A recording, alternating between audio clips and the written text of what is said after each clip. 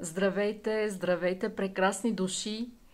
Добре дошли в Отключи себе си, нашата напълно безплатна 21-дневна програма за трансформация, за самооценка и за пробуждане на подсъзнанието.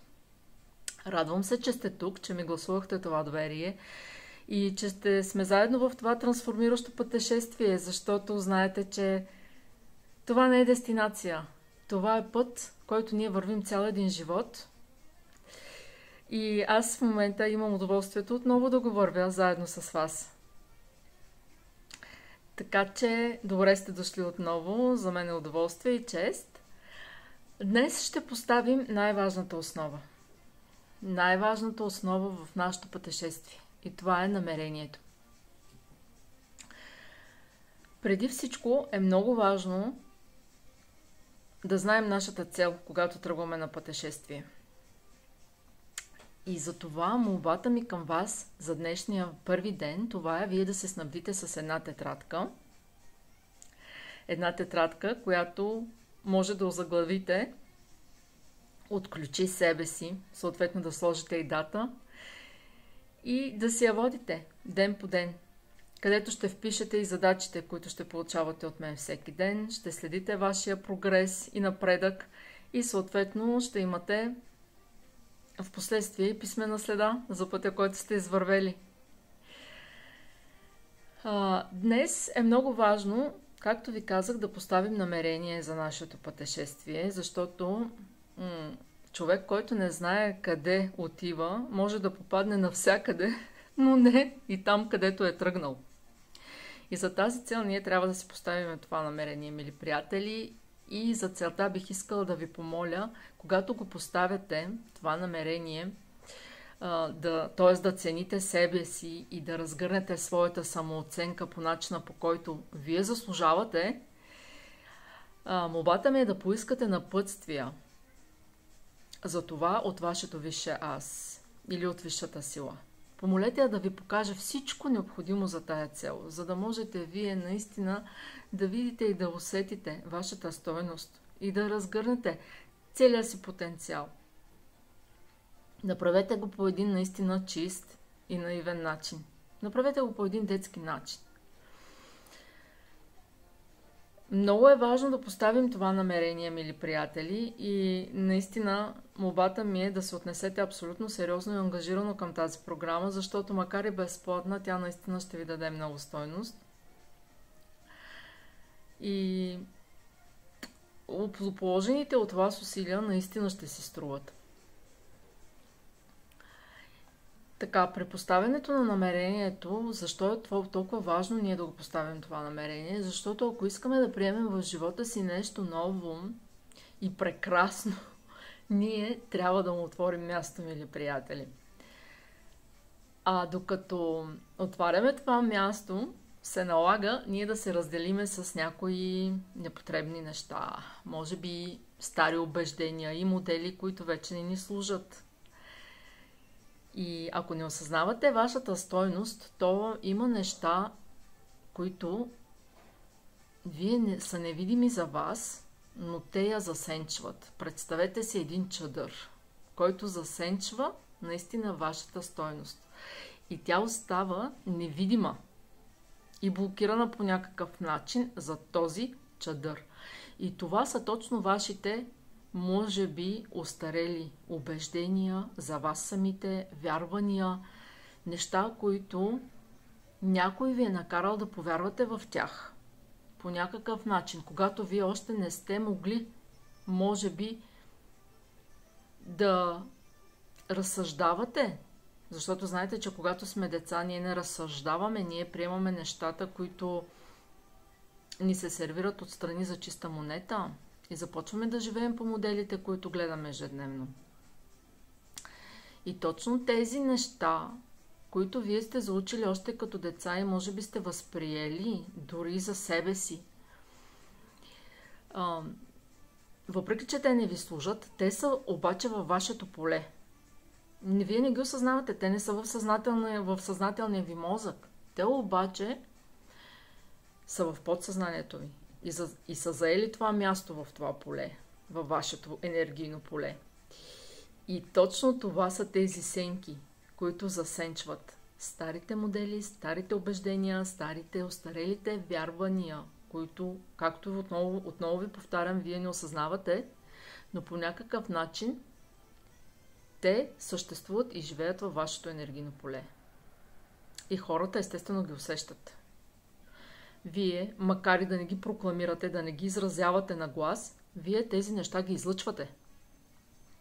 И точно за това, мили приятели, преди да влезем наистина надълбоко, най-важно е ние да поставим нашето намерение. Ние тръгваме от точка А, но ние трябва да обследваме тази точка А. И затова бавно, стъпка по стъпка, ние ще вървим към нашата цел в това 21-дневно пътешествие, но първото нещо, което трябва да направим и да заковем днес, това е, че ние поставяме ясното намерение. Формулирайте, моля ви, вашето намерение. Какво е вашето намерение днес? Напишете го, вземете тази тетрадка и го напишете. Формулирайте го в едно кратко изречение. Аз възнамерявам да осъзнавам и приемам безусловната си стойност днес. Аз възнамерявам да осъзнавам и приемам безусловната си стойност днес. Аз възнамерявам да осъзнавам и приемам безусловната си стойност днес. Така, и след това опишете с няколко думи. Какво означава за вас собствената ви стойност? Конкретно за вас, например. Какво означава това въобще? За мен собствена стойност е да се чувствам достойна, например, за любов и успех, независимо от външните обстоятелства. Какво е за вас? Какво е за вас? Как усещате вие тази ваша собствена стойност? Как тя трябва да се прояви във външния свят, за да може да я усетите вие? Как изглежда тя? Как се усеща? Как се чувствате вие, когато може би усещате вашата стойност? По какъв начин вие се чувствате ценни? Кога се чувствате? В какви ситуации се чувствате ценни? Не искам да задълбавам повече. Много ви моля, наистина съвсем сериозно помислете върху тези две неща. Запишете си задачата, запишете си намерението за този курс, защото, както ви казах, когато ние не сме посочили дестинация, естествено, че няма да попаднем там, където очакваме, а можем да попаднем на всяко друго място. Отнесете се абсолютно сериозно, защото, както ви казах, курсът няма да ви обремени, обаче ще ви събуди. Ще ви събуди за много неща, които може би вие живеете и гледате във филма на живота си, въпреки че не ви харесват. Но ще видите как ги проектирате, как лично вие подавате този сценарий, който гледате във филма на живота си. И за тази цел, както ви казах, задача номер 1, поставете си намерение, поставете си наистина дълбоко намерение за осъзнаване на вашата истинска стойност, такава каквато вие заслужавате да я проявявате и да я чувствате.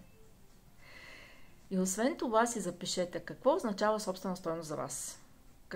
Какво включва това нещо, собствена стойност? Действия, може би на другите хора или ваши собствени усещане ваше. Какво означава собствена стойност за вас? И втората ви задача, мили приятели, това е през деня да наблюдавате знаците. След като поставите това намерение и поискате наистина чисто сърдечно и наивно, наистина подкрепа от висшата сила или от вашето висше аз, то да ви покаже това, което трябва да видите, за да може наистина да осъзнаете вашата собствена стойност. Помолете за знаците и след това следете за тези знаци. Призовавам ви да гледате и да наблюдавате, независимо където и да се намирате днес. Просто гледайте. Гледайте какво има около вас. Какво виждате вие, докато вървите на улицата. Дали виждате катастрофа, например, или дали виждате хора, които се целуват. Влюбена двойка, да речем. Или усмихват ли ви се хората, като вървите вие по пътя? Или може би виждате някакво мило животно. Или може би, като погледнете случайно часовника, виждате 11, 11, 17, 17. Знам ли? Просто запишете си също тези знаци в тетрадката за първия ден. И се опитайте да ги разтълкувате за вас самите. Опитайте се да разтълкувате какви послания ви носи това висше аз или висшата сила. Какво иска да ви каже с тези знаци? Призовавам ви да споделяте вашите знаци, нещата, които по някакъв начин сте осъзнали от този първи ден съответно в нашето общо пространство, тук в Телеграм, в нашата група, в общата ни група, за да можем да се подкрепяме и мотивираме заедно. И може да споделяте групата и с други хора, на които според вас смятате, че тя ще бъде полезна, защото колкото е по-богато нашето пространство, толкова по-мощна ще бъде и трансформацията и толкова по-трансформираща ще бъде самата програма за вас. Чувствайте се свободни да поканите приятели. И аз съм тук, естествено, за да ви подкрепям през цялото време, за да ви мотивирам, защото не забравяйте, че аз, освен автор на книгата, малка книга с големи жокери, забрави за правилата, аз съм също и трансформационен коуч и мотиватор. И ще споделям с вас своите знания тук в нашето пътешествие през тези 21 дни. И съответно ще ви помогна да извадите наяве тези ваши сенчести страни, докато ви водя по пътя към осъзнаването и по пътя към преоткриването на вашата вътрешна сила. Това беше от мен за днес, мили приятели. Направете си домашното, направете си задачките и ще ви очаквам отново тук утре. Прекрасен ден ви пожелавам. Целувки! Чао!